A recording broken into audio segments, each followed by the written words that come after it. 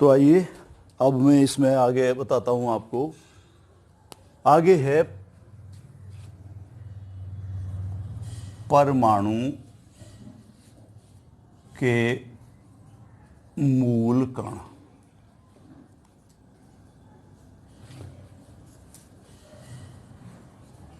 Fundamental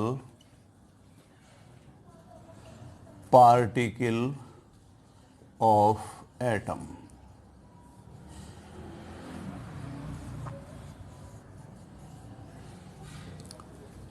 देखिए, आधुनिक रसायन विज्ञान के जन्मदाता जॉन डाल्टन के अनुसार परमाणु अति सूक्ष्म, गोलाकार, विद्युत उदासीन और अविभाजित कण होता है। यानी उस पर किसी भी प्रकार का कोई आवेश नहीं होता, उसको और अधिक बांटा नहीं जा सकता, बहुत छोटा होता है और विद्युत उदासीन होता है। परंतु अनेक वैज्ञानिक खोजों के द्वारा पता चला कि जो परमाणु है ये स्वयं छोटे छोटे कणों से मिलकर बना होता है। ये कण उसके मूल कण कहलाते हैं, परमाणु के मूल कण कहलाते हैं। परमाणु के मूल कणों को दो भागों में बांटा गया है, एक तो स्थायी कण, स्टेबल पार्टिकल, और दूसरे हैं अस्थायी कण।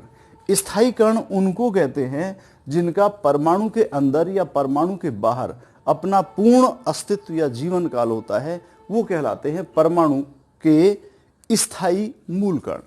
और दूसरे होते हैं अस्थायी कण।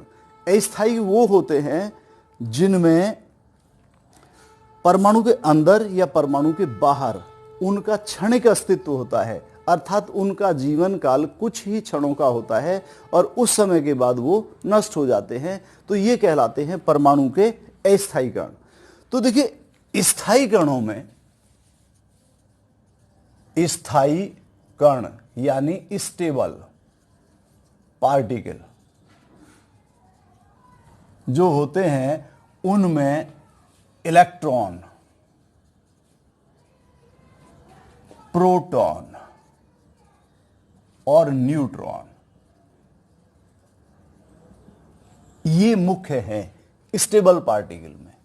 इलेक्ट्रॉन E या E0-1 से, प्रोटॉन को P से और न्यूट्रॉन को N से प्रकट करते हैं।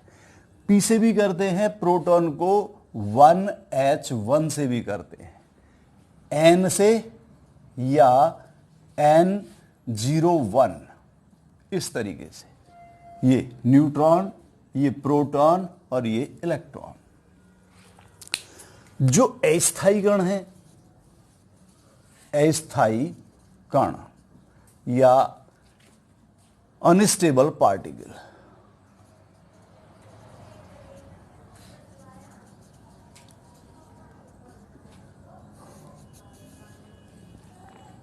वे कण या परमाणु के अंदर मौजूद वे कण जिनका क्षणिक अस्तित्व होता है, अर्थात जिनका जीवन काल परमाणु के अंदर या बाहर कुछ ही क्षणों का होता है, उस समय के बाद वो नष्ट हो जाते हैं, वो कहलाते हैं परमाणु के अस्थायी कण। अस्थायी कणों में neutrino, anti neutrino, positron, neutrino,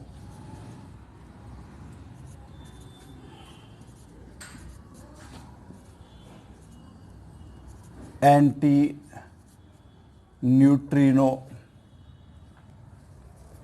ऐसे भी लिख सकते हैं, न्यूट्रिनो, एंटी न्यूट्रिनो और पॉजिट्रॉन,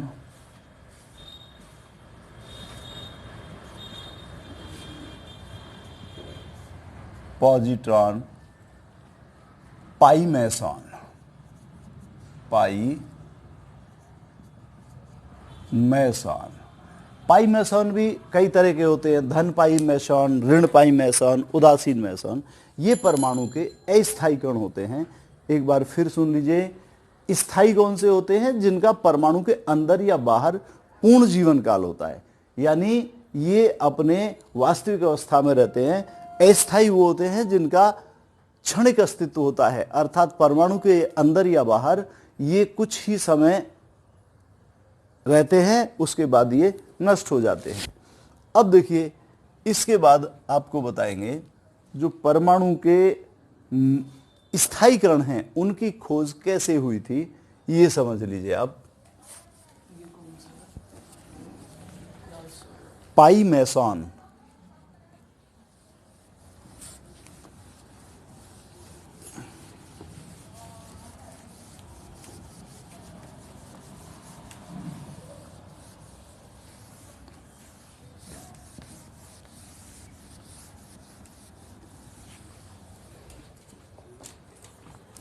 अब आइए आप कैथोड किरणें,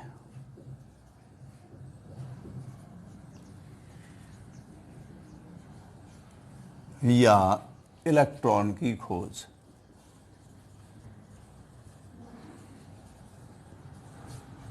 कैथोड किरणें या इलेक्ट्रॉन की खोज। कैथोड रेज और डिस्कवरी ऑफ इलेक्ट्रॉन।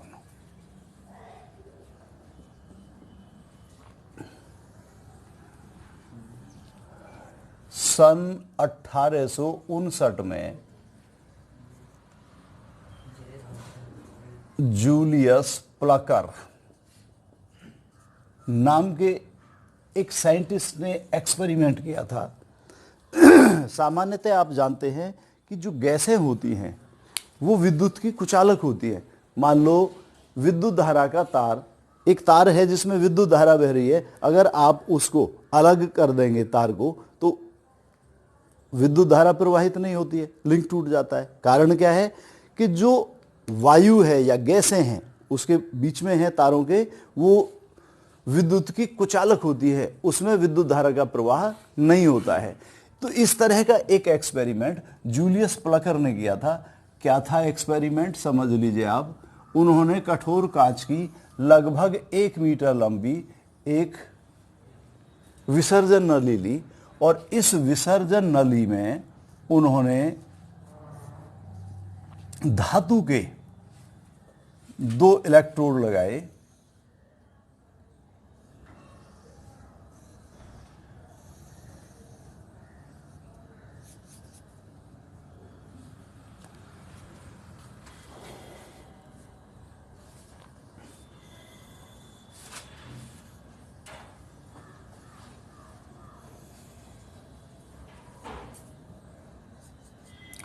ये एनोड,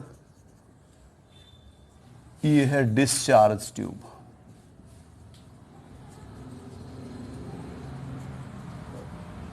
या हिंदी में कहते हैं इसको विसर्जन नली। विसर्जन नली, ये है कैथोड। बहुत कम दाब, सामान्यतः नॉर्मल दाब पर उन्होंने देखा कि विद्युत धारा इनमें प्रवाहित नहीं होती है, लेकिन जब दाब बहुत कम किया गया, वैक्यूम उत्पन्न किया गया और दाब कम करते करते 0.001 mmHg के बराबर दाब किया तो उन्होंने देखा, और इनको एनोड और कैथोड को हाई वोल्टेज करंट से जोड़ा गया, तो उन्होंने देखा जूलियस प्लकर ने कि कैथोड से एक प्रकार की अदृश्य किरणें निकल रही हैं और वो इसके सामने वाली ये जो ट्यूब है, डिस्चार्ज ट्यूब है, इस पर पड़ती है तो वहां पर एक प्रकार की चमक उत्पन्न करती है, ग्लो उत्पन्न करती है। किसके कारण उत्पन्न हो रही थी ग्लो? कैथोड से एक प्रकार की अदृश्य किरणों के निकलने के कारण। जूलियस प्लकर और उनके सहयोगियों ने इन किरणों के बारे में इससे ज्यादा और खोज नहीं कर सके। इसके बाद जे टॉमसन और उनके सहयोगियों ने इन किरणों का अध्ययन किया तो इनके जो गुण हैं कैथोड किरणों के गुण, अब ये समझिए कि इनके नाम कैसे रखे गए कैथोड किरणें, क्योंकि ये कैथोड से उत्पन्न हो रही थी, इस तरीके से कैथोड से उत्पन्न हो रही थी, तो कैथोड से उत्पन्न होने के कारण इनका नाम कैथोड किरणें रखा गया। क्या रखा गया? कैथोड किरणें, क्योंकि ये कैथोड से उत्पन्न हो रही थी। जे थॉमसन और उनके सहयोगियों ने इन किरणों के गुणों का अध्ययन किया तो मुख्य जो गुण है वो इस प्रकार निकल कर आए। नंबर 1, ये किरणें सीधी रेखा में चलती हैं। कैसे पता लगा सीधी रेखा में चलती हैं? उन्होंने इनके सामने कठोर धातु के बनी हुई कुछ वस्तु रखी। उन्होंने स्वास्तिक का चिन्ह रखा था जो माइका का बना हुआ था, और उसकी जो शैडो थी, छाया थी, वो इसके बैक साइड में पड़ती थी। आप जानते हैं कि यदि धूप में आप हाथ को ऐसे करेंगे तो उसके हाथ की जो परछाई है, छाया है, वो नीचे जमीन पे पड़ेगी या उसके आसपास जो वस्तु है उस पर पड़ेगी, और बिल्कुल ऐसी ही उसकी छाया होगी। इससे स्पष्ट होता है कि प्रकाश जो है वो सीधी रेखा में चलता है। तो इस गुण से पता चला किससे?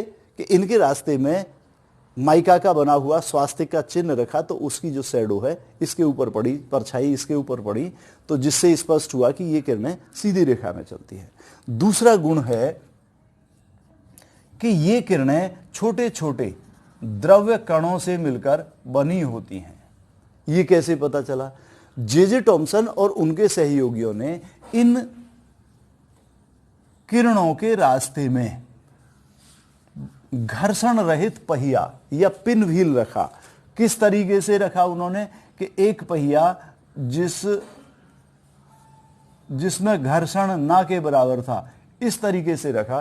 तो उन्होंने देखा कि जब ये किरणें इस व्हील से, पिन व्हील से टकराती है तो इसको ऐसे घुमा देती हैं, अर्थात इनके अंदर मोमेंटम है, संवेग है, और संवेग उसी में होता है जिसमें द्रव्यमान होता है। द्रव्यमान और वेग का गुणनफल ही संवेग कहलाता है। अर्थात इससे स्पष्ट हुआ कि इन किरणों में क्या है? संवेग है, अर्थात ये छोटे छोटे द्रव्य कणों से मिलकर बनी होती हैं। तीसरा इसका गुण है कि ये किरणें विद्युत क्षेत्र और चुंबकीय क्षेत्र में विक्षेपित होती हैं, अर्थात विद्युत क्षेत्र और चुंबकीय क्षेत्र में मुड़ जाती हैं।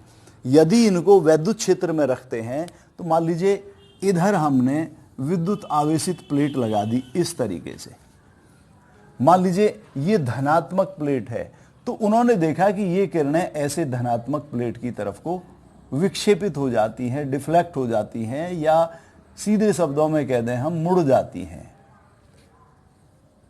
इससे स्पष्ट होता है, मान लो इधर ऋणावेशित प्लेट है और इधर धन आवेशित प्लेट है, ये किरणें किधर को मुड़ गई? विक्षेपित हो गई धन आवेशित प्लेट को। तो इससे स्पष्ट होता है कि इनके ऊपर ऋण आवेश है। कैसा आवेश है? ऋण आवेश।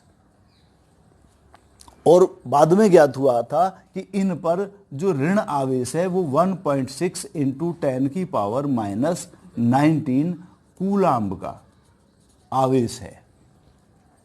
नेक्स्ट पॉइंट है चौथा, कि यदि इन किरणों के रास्ते में धातुओं की पतली पन्नी या फॉइल रखते हैं तो ये किरणें टकराने के बाद उनको लाल गरम कर देती हैं। गरम करने का, लाल गरम करने का या गरम करने का यह गुण ताप दीप्ति कहलाता है। क्या कहलाता है? ताप दीप्ति या इनकैंडिसेंस। अर्थात ये किरणें ताप दीप्ति उत्पन्न करती हैं। ताप दीप्ति क्या होता है? कि जब इन किरणों के रास्ते में धातुओं की पतली पन्नी या फॉइल रखते हैं तो ये किरणें टकराने के बाद उनको गर्म कर देती हैं। इस तरह धातु की पतली फॉइल को गर्म करने की घटना ताप दीप्ति कहलाती है। नेक्स्ट नंबर है अगला पॉइंट, पांचवा, गैसों को आयनित करती हैं। यानी जब इन किरणों को गैसों में प्रवाहित किया जाता है तो ये गैसों को आयनित कर देती हैं, अर्थात उनको धन आवेश और ऋण आवेश में तोड़ देती हैं। नेक्स्ट और लास्ट पॉइंट है कि ये किरणें प्रतिदीप्ति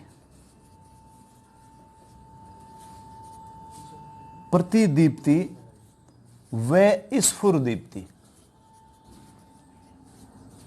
उत्पन्न करती हैं। अब यहां समझ लेना प्रतिदीप्ति और स्फुरदीप्ति क्या चीज है। आपने देखा होगा यदि आप अंधेरे में जाएं, अंधेरे में अगर आप टॉर्च जला रहे हैं तो जहां पर भी वो रोशनी है टॉर्च की वहां पर आपको दिखाई देना शुरू हो जाएगा, लेकिन जैसे ही आप टॉर्च डालना बंद करते हैं तो वो सब चीजें दिखाई देना बंद कर देती है। तो ये घटना कहलाती है प्रतिदीप्ति।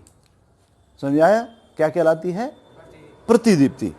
और एक होती है स्फुरदीप्ति।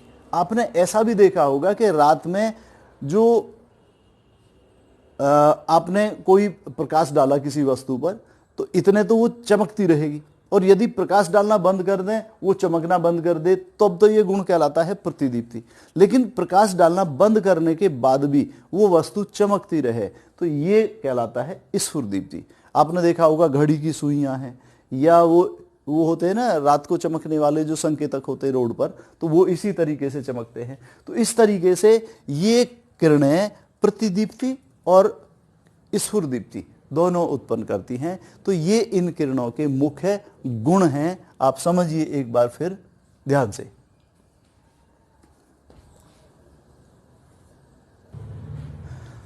तो अब आइए समझिए कि इन कैथोड किरणों का इलेक्ट्रॉन की खुद से क्या संबंध है।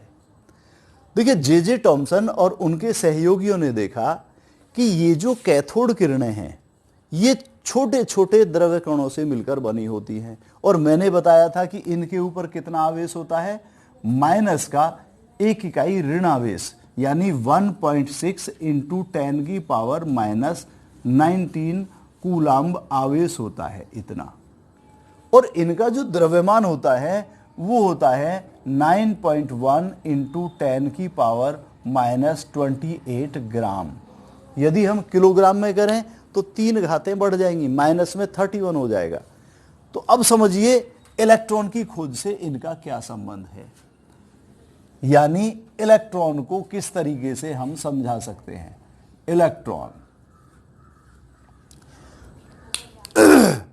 अब समझिए, देखिए कैथोड किरणों के, ध्यान दीजिए इधर, कैथोड किरणों के वे सूक्ष्म कण जिनसे कैथोड किरणें बनी हैं, कैथोड किरणों के वे सूक्ष्म कण जिनके ऊपर 1 इकाई ऋण आवेश अर्थात माइनस में 1.6 इंटू 10 की पावर माइनस 19 कूलाम्ब आवेश तथा जिनका द्रव्यमान 9.1 इंटू 10 की पावर माइनस 28 ग्राम या माइनस 31 किलोग्राम होता है, जे टॉमसन और उनके सहयोगियों ने उन्हीं सूक्ष्म कणों का नाम क्या दिया था? इलेक्ट्रॉन।